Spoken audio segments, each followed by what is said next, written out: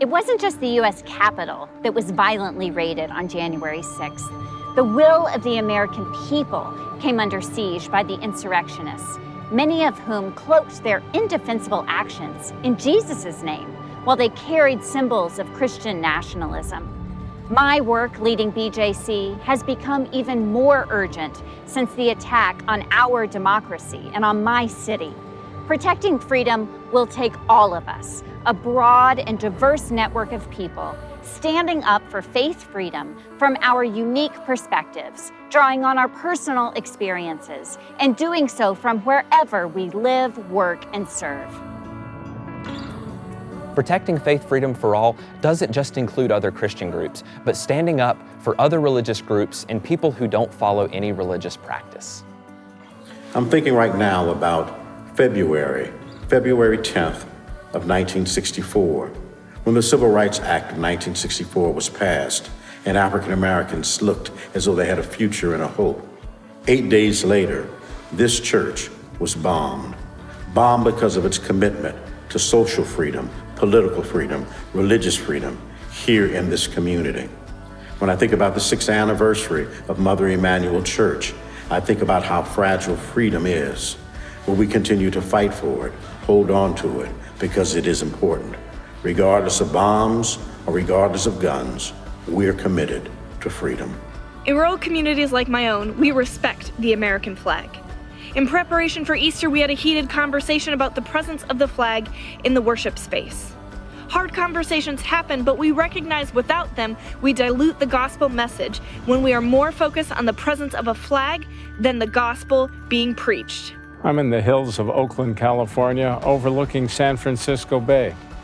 Oakland is a beautiful, diverse city, a sanctuary city where people come from all over the world seeking refuge and home. When unjust laws, like a Muslim ban, cause friends, neighbors, colleagues in the Interfaith Council of Alameda County to live in fear, BJC is there to stand for faith, freedom for all. I confess that when I first heard of BJC, I was fine until I learned that the B stood for Baptist. I came with assumptions, nearly all of them misguided.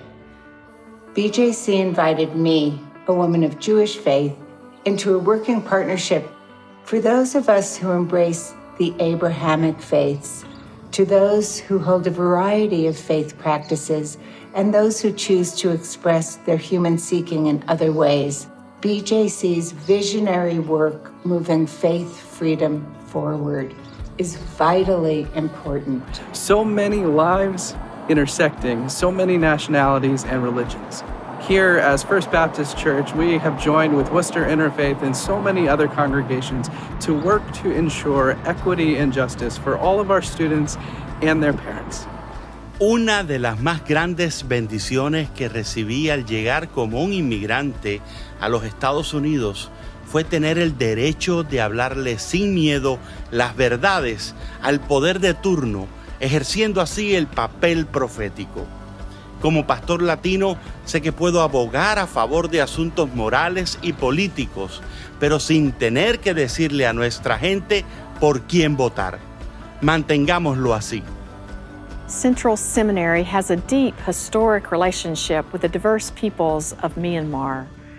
Our partners and alumni there know firsthand the oppression of colonialism, the harsh persecution of dictatorship, and now the increasing violence since the military coup on February 1st.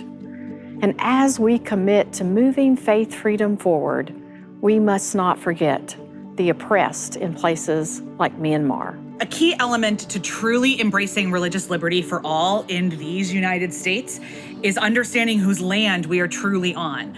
I come to you from the traditional lands of the Lenni Lenape people, and I hope you know your land as well. Before I even knew what faith freedom was, my faith has been my freedom to just be a Black woman in America. I believe while I'm on this earth, it's my responsibility to ensure that others have that same freedom, no matter their faith. Let's continue to put a spotlight on religious liberty in all its many intersections, including racial justice. Because just as our faith work cannot be separated from anti-racism work, neither can our faith freedom work be separated from it. It's all connected. During the Civil War, formerly enslaved people were called contrabands of war as they sought refuge here in the city of Alexandria, Virginia. Many lie here unnamed in Freedmen's Cemetery.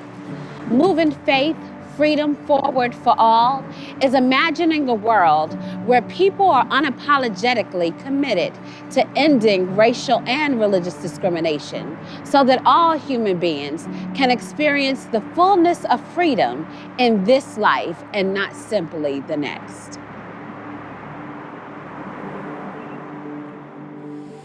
People were bought and sold at a slave market here in the center of Fayetteville, North Carolina.